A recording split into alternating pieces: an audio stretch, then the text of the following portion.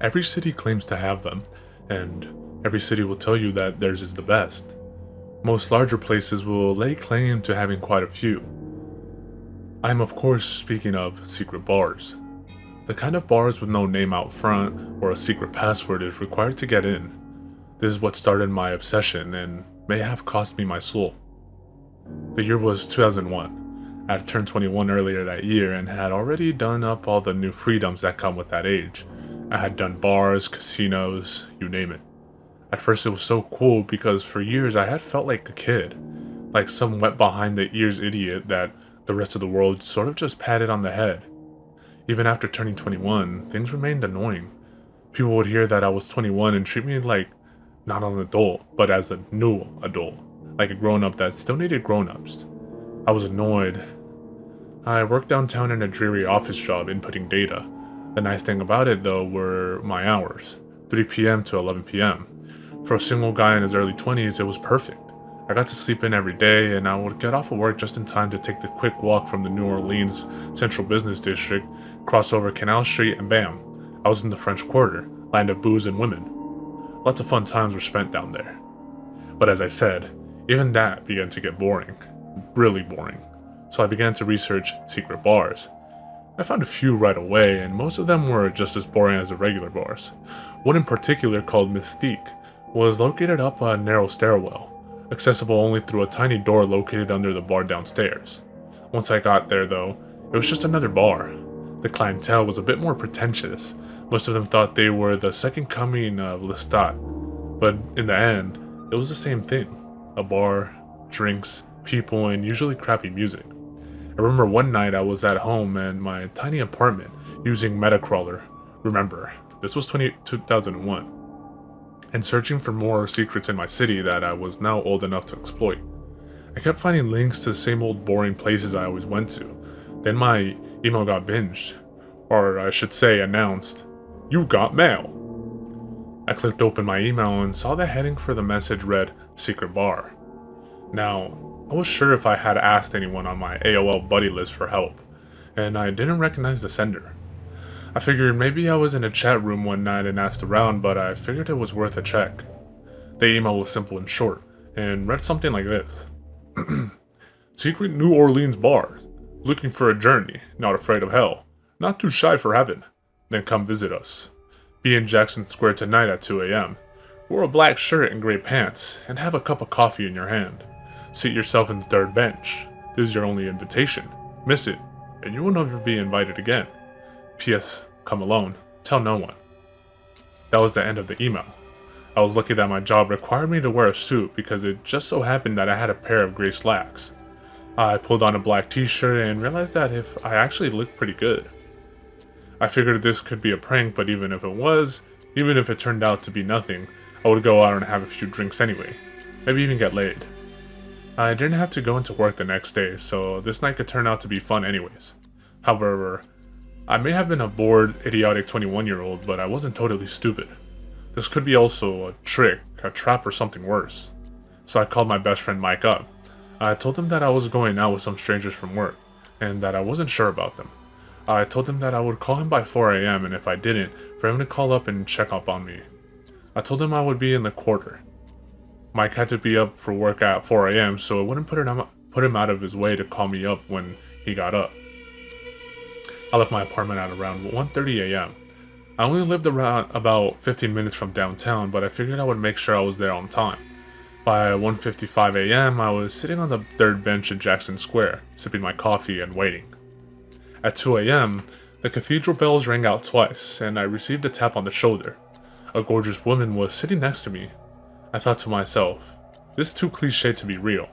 To me, she seemed like a walking cliche for a hidden bar. Goth girl, mid-20s, really hot. Yeah, she was from the bar. I knew it from the start. "I'm Jody," said the woman. "Well, at least you're not Raven or Death or Lilith or some other stereotypical goth name," I replied, but I did so with a smile. She returned my smile with one of her own. "Nope, always been Jody. And you must be Kurt, right?" She knew my name. Very cool. Of course, my name was on my AOL profile where the email was sent, so if this was an attempt at a cool trick, I was one step ahead. "Yes, Kurt, That's me. I guess you're here to show me the secret bar, I asked. Only if you're ready to journey to hell, or heaven, depending on your tastes. We like to consider this to be the first backout point for new clients. You can decline the invitation now and go home, or to some other bar, or wherever you like. Only be warned that no other invitation will ever come to you again. I considered this and decided that it was already after 2 a.m. I was out, dressed, and full of coffee. I wanted to see this place. Lead on, Miss Jody, I replied. She stood up and began to walk ahead of me, at a rapid pace, I might add. We walked in silence for some time, weaving deep into the quarter, past Bourbon Street, past all the loud and drunk tourists, past the warm and safe lights, the cop cars, and music from the bars. Before long, we were in the dark part of the quarter, mostly residential, and very few people were on the streets this way. She suddenly stopped and walked up the stoop to a private residence. She fiddled with keys and opened the door, and gestured for me to enter. Wait, is this someone's house? I asked. This is the house where the dead scream in silence, where the walls rot, where the pain becomes pleasure, where pleasure becomes death. This is the house of Din, he who dwells on the Black Star. Enter. I thought this was the coolest pitch for a bar I have ever heard. I figured it was rehearsed, but she said that whole little phrase with a whole lot of conviction. I had no idea who Din was, and I certainly didn't know about Black Stars, but I did have a desire to push on. She walked me into the house, which was empty, no furniture, no nothing. Now, French Quarter real estate isn't cheap, so if this place was renting a house, just to serve as a cover for a bar, they clearly took themselves seriously. This might not be so boring after all. What happened next was strange. She turned me towards a small hallway with an elevator.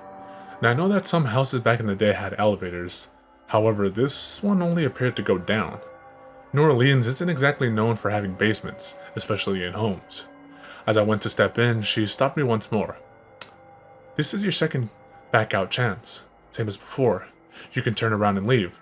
No harm, no foul. Push the button, I replied, pointing at the down button and stepped in. The elevator ride felt long. Really long. At first I was thinking that this was impossible. No one builds down in the city. Hell, we even have to bury our dead above the ground. As far as I could see, though, we were going down. This was one of those older elevators with just metal grate door. I could see wood and metal going past us, and this eventually gave way to stone. I was about to question this when it occurred to me. Cool trick, I said. Trick? Jody asked. Yeah, the elevator is rumbling in place while a rolling graphic goes by outside to look like we're going down, right? Because while I'm no expert on elevators, I would say that we'd have to be at least 20 stories below the city right now. And I know that just isn't possible. You're right, she replied, grinning. We aren't 20 stories below the city. We are, by now, at least 2,000 stories below, if you are using stories as a measurement. I wanted to say something back about how that was a lie. Had to be a lie. We hadn't been riding that long, and that amount of depth wasn't possible on a tiny elevator like this. However, I figured this was all part of the act, like her whole speech about the House of Din and all that crap. I didn't want to become too obnoxious or pushy. She might end up asking me to leave, figuring I would ruin the scene for other patrons. Instead, I just smiled and decided to play along with a really cool and elaborate bar scene. Fake or not, this was by far the most ambitious effort I had ever seen put forward for a drinking establishment. Shortly after, the elevator stopped. Jody stepped in front of the doors, but before she opened them up, she turned to me. This is your final chance to back out. If you wish, I will take you back. However, once I open these doors, you will be in hell. You may find your way back to the surface tonight, but some find that leaving is just impossible. Some stay forever, in the interest of free will and fair play. I am bound by the Council of Nod to offer you this final chance to return to your life. Choose now. Amazing speech, Jody, I replied. Really great. You guys clearly put some thought into this. Yeah, I want to go to the bar. She smiled and opened the doors. A small door sat at the end of a wooden hallway that looked like it might have been built around the same time as the pyramids. There were no lights. I could only see by the small electric light in the elevator, and the light coming from the door ahead. I walked forward, and as soon as I stepped off the elevator, the heat hit me. It wasn't so hot that I couldn't take it, but if anyone has ever experienced being in an attic on a really hot day with no ventilation, then you'll have an idea of how this felt. The air was thick beyond description. I instantly was covered in sweat, and I knew that if I stayed in this hallway for too long, I would pass out. I turned to look back and saw the elevator already heading back up. From what I could see, there was no button to call it back down either. I guess Jody wasn't kidding when she said that that was my last chance to back out. I crossed my fingers that the bar would be air-conditioned and walked forward into the light. What happened over the next couple of hours is largely a blur, but I'll tell it as best as I can. I entered that bar. It was small, very small, about the size of a bedroom. There was a single wooden bar, 3 bar stools pushed up to it, and 3 small tables in the corner area. The room was poorly lit. Only a small light bulb hanging from the cord was providing the light. However, it was well lit enough to see everything, and sitting right on the bulb seemed the most logical. There was a small shelf behind the bar, typical setup, liquor bottles in front of a mirror. There were 5 others in this room, plus the bartender. I saw a gothic girl sitting at one of the tables, sipping a drink with a rather plain-dressed man. There were 2 gentlemen at the other table. One was wearing a business suit and the other one was wearing that awful cowboy attire that was popular in almost all walks of life, even secret bars. There was another woman, average in appearance, probably in her mid-30s, smoking at the other side of the bar. Of course, there was me too, so that completed our little circle. There was no music playing, the walls were old wood, oak maybe. The bartender, he was a classic. White shirt, black pants, suspenders, and a bow tie. Like something out of the roaring 20s. It was still hot though. But not as bad as the hallway, but pretty awful. Liquor would only make me hotter, but I was here now. I figured I would test the waters. Now as for liquor, I saw no bottles that I could recognize. None were labeled. There was no beer either, no name brands, no cash register, no barman. The place was as simple as you could want. After a moment, the bartender spoke to me. "Welcome to hell," he announced, smiling. Cool name, sort of expected it though. I tried not to sound rude or pretentious. They had put on a great show tonight, but calling the place hell? Really? Too predictable. Well, it translates differently in a lot of places. Hell is just the way you know it. Shall I call it something else? He asked, and he didn't seem to be joking or annoyed. No, hell is fine. How about a drink? Jack and Coke, please, I said. No Jack here, and no Coke either, he answered all at once. What do you have then? I asked. Well, most people down here have a drink we call regret. I can also serve you loneliness, or if you're feeling particularly bold, our house special is damnation. Wow, you guys are really playing up the hell thing. Okay, serve me some regret, please. He handed me a drink from a brown bottle. It tasted amazing too. I figured it to be bourbon and wished I had some Coke to mix it with. Apparently there was no ice here. I chuckled. Of course not. Ice in hell. What am I thinking? The drink was tasty though, and the buzz hit me quick. I ordered up a loneliness and began to look around at my fellow patrons. None of them seemed to even notice me. The goth girl was cute though, so I picked up my drink and decided to walk over to her, when suddenly the woman sitting at the bar began to whimper. I'm so thirsty. Can I please have some water? She seemed to be pleading this to the bartender. No ma'am, he replied with that same stupid grin. No water in hell, not even a small amount. Have another cigarette though. Wash it down with some hard liquor. No more smoking. My mouth is dry. No more liquor. Water, please. She continued, and to me, it began to sound a lot like begging. Instead of handing her water, he held out an unlit cigarette. It was then that I noticed the overflowing ashtray, the size of a damn punch bowl, sitting next to her. It was full of butts. Had to be over 1,000 of them in there. Had she smoked them all by herself? I strained my eyes and studied her harder. Her lips were all blistered badly. She had been at it for a while.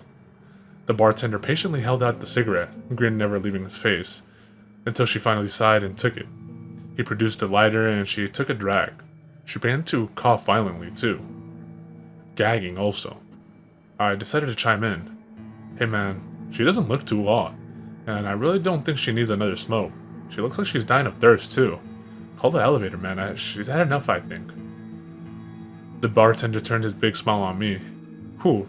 Oh, Nancy here? Nah, Nancy is a trooper, man.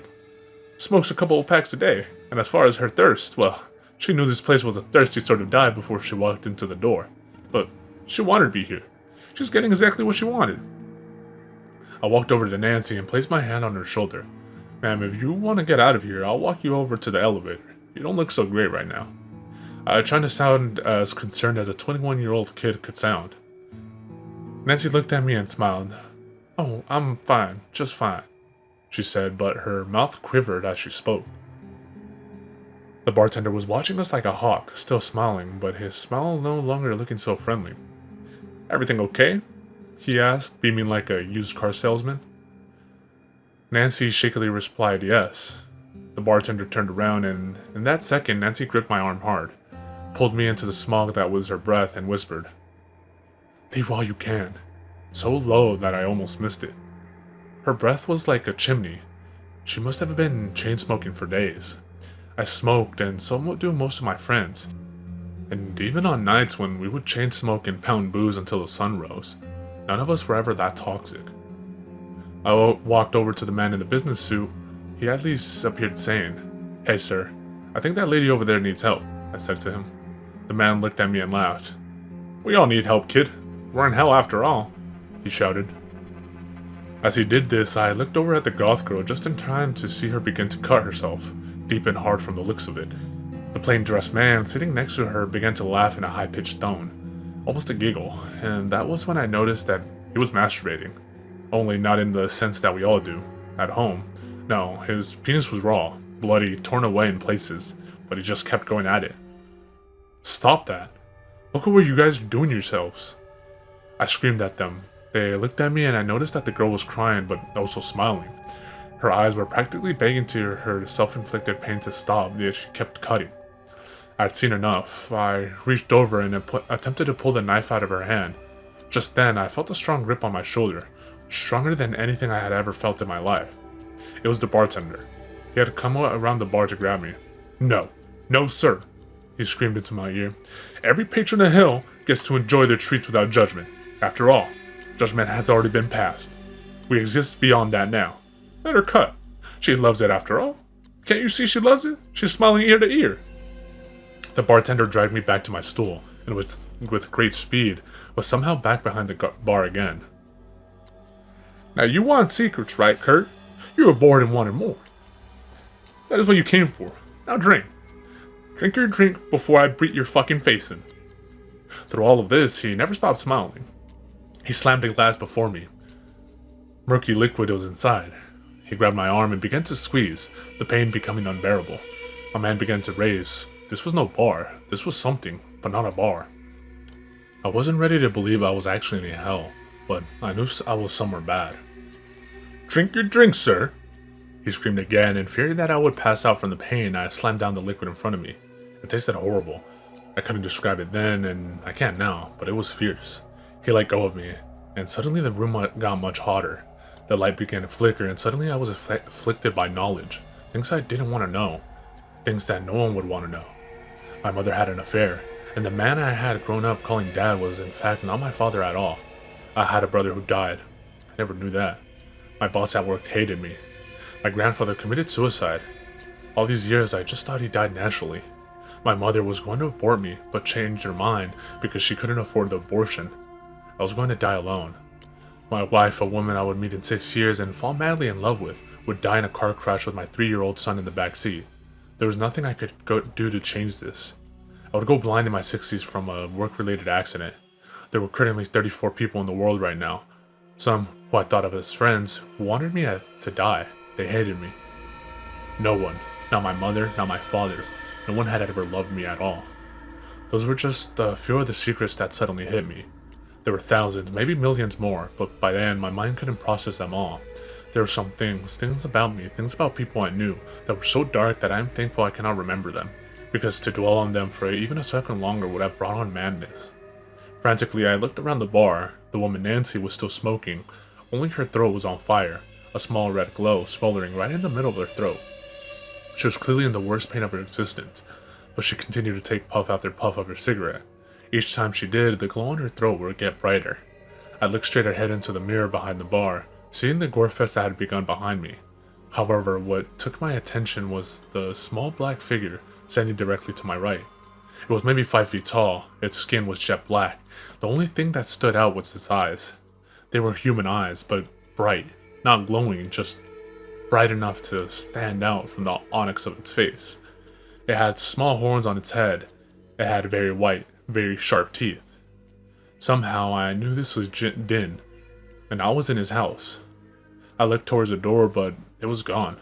The heat continued to get worse. The secrets were still popping into my mind, each worse than the one before. Entire dimensions of my soul were being revealed to me, all of it horrible. Just then, my cell phone rang. The ringtone, something from my world, something from up above. It grabbed my attention, and in that moment, the secrets slowed down a bit. I looked down. It was 4 a.m. Mike. Mike was calling to check up on me. His name, Mike, yes. I have a friend named Mike, my best friend. The more I focused on things that were real, the more stable things became around me. The secrets were almost stopping now. The macabre scene around me was slowing down too. Nancy was back to just smoking again, the goth girl wasn't cutting, that sinister face of Din. It had also retreated a bit. Mike, my oldest best friend, yes. We grew up together. We rode our bikes together. We had sleepover, pizza parties. And the more I focused on the real world, if I could just... The door was back. I bolted for it. "Stop! You had your chance to back out!" Screamed the bartender, and I looked back just in time to see him leap over the bar behind me. I shot through the doors and back into the tiny and possibly hot hallway. The bartender burst through the doors, and I did the only thing I could think of. If thinking about the real world weakened this place, then perhaps a real link to the real world would break it. I hit answer on my cell phone, and the voice of my best friend, who was calling from the safety of his apartment, greeted my ears. I could even hear music in the background. Real music. "Mike, call the cops. I'm in real trouble here," I screamed into the phone. "What? I can barely hear you, man. Your connection sucks," he answered. The bartender was still coming, still grinning. I still had one last idea. I pushed speaker. Mike's voice, a product of the living world, owned by someone who had not made a deal to enter some level of hell, flooded the hallway. The bartender stopped. He was not allowed to know of this place, to have any contact without being invited, even voice contact. It violates the Council of Nod. That was when the final blow to the bar from hell was delivered. I heard Mike in his sleepy yet concerned voice say, "What is the Council of Nod?" Contact had been made. Whatever rules governing this place had been broken. Suddenly, the elevator came down. The bartender, still smiling, looked down at me. "Sorry, sir, but you have violated the rules. You are no longer welcome at the bar. Please leave." Jody was standing in the elevator. I stood up and climbed in. The effect of the drink I consumed were gone. No more secrets. My phone had died. I guess calling from hell drains a battery. However, the effects were enough. We rode up in silence. When we reached the surface, Jody walked me out of the house, onto the stoop, then she spoke. "You may think you have won tonight, but you didn't. You had a chance to ride this elevator up, as well as down. Your heart wanted secrets instead of happiness, though, so it went down. You could have gone up, and everything you could have ever possibly desired would have been yours. So go on. Feel proud. We like proud mortals, because the proud ones always find their way back to hell." "Fuck you, Jody," I replied, but did so as I was walking away. I didn't want to tempt these people any more than I had. When I got home that night, I remembered almost all the secrets. Over the years, they have slipped away, slowly at first. Then, like a dream, I would wake up and more would be lost. I wrote down the ones I listed here because I didn't want to forget them all. However, when I read them now, they don't seem like secrets anymore, just like weird lies. Of course, I called the police the very next day. I wanted to help those people down there. I had to dress up the story a bit. I told the cops that I was led there by Jody after meeting her in the corridor. I left out the part about the place possibly being a level of hell, and simply described it as a basement where people were being tortured. The cops got a warrant and went in. The house was empty, as I said it was. However, there was no elevator found. The cops said there was a large closet area that appears to have an old elevator at one time, but it was long gone now. The house itself was still on the market. It had no owner. For a few years, I would go down to Jackson Square at around 2 a.m., hoping to catch Jody luring another victim into the house. However, I never saw her again. Years went on. I did marry, and no, my wife was never killed in a car accident. We don't have kids yet, though. Perhaps when I violated the contract, Council of Nod or whatever, I somehow broke that cycle. I'll never know, but I will be careful. after I posted this, I read the list of secrets that I had written down. Of course, I could always read them on here, but I won't. And in time, hopefully I will forget them too. I never confronted my mother about the abortion plan or asked who my real dad was. Those secrets seem so real, but Satan is also called the father of lies for a reason. I'm not sure if Din is Satan or just a lesser version of him, but I doubt that Din is very honest story either. I post this as a warning though. A warning to be careful when seeking out secrets. Some things are kept secret for a reason, and to know them is to know madness.